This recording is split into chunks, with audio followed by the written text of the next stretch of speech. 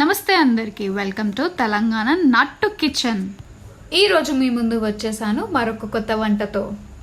Chicken అనగానే ముందుగా గుర్తుకు వచ్చేది బిర్యానీయో, ఫ్రైయో, కర్రీయో.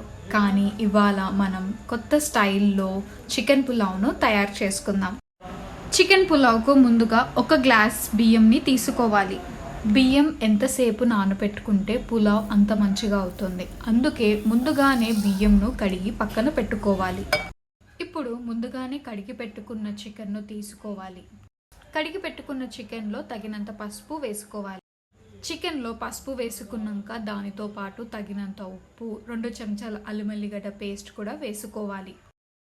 వీటితో పాటు 2 చెంచాల కారంని కూడా వేసుకోవాలి.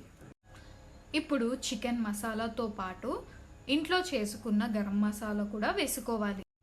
ఇప్పుడు ఇందులో తగినంత ధనియాల పొడి కూడా వేసుకోవాలి.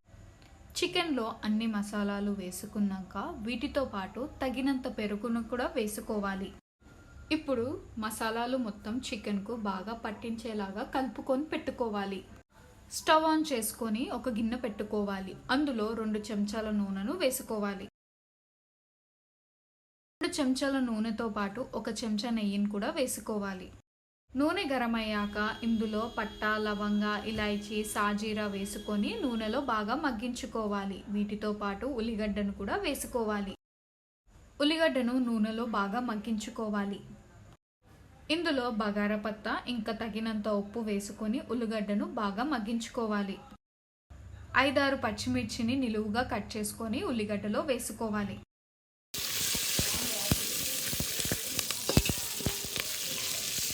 ఇప్పుడు ఉల్లిగడ్డ బాగా మగ్గాక ముందుగానే మనము కడిగి పెట్టుకున్న పుదీనాను కూడా వేసుకొని బాగా కలుపుకోవాలి.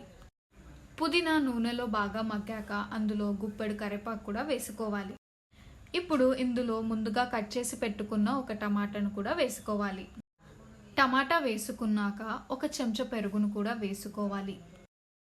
పెరుగు వేసుకున్నాక బాగా కలుపుకొని మగ్గించుకోవాలి. ఇప్పుడు మగ్గిన దాంట్లో ముందుగా కలిపి పెట్టుకున్న చికెన్ కూడా వేసుకోవాలి. చికెన్ వేసుకొని బాగా కలుపుకోవాలి. బాగా కలుపుకొని మూత పెట్టుకోవాలి. ఇప్పుడు మూత తీసుకొని చికెన్ ఉడికిందా లేదా చూసుకోవాలి.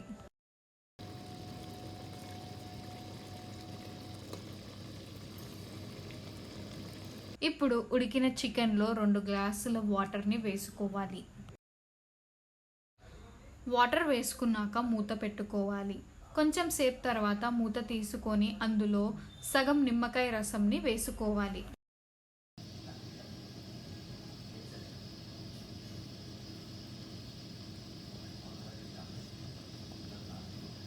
ఇప్పుడు నీళ్లు బాగా మరిగాక అందులో ముందుగా నానబెట్టుకున్న బియ్యంని కూడా వేసుకోవాలి. బియ్యం వేసుకున్నాక బాగా కలుపుకొని మూత పెట్టుకోవాలి. ఇప్పుడు మూత తీసుకొని బియ్యం ఉడికిందా లేదా ఒకసారి కలుపుకొని చూసుకోవాలి. పులావ్లో ఎసరు తగ్గాక స్టవ్ని సిమ్ చేసుకోవాలి.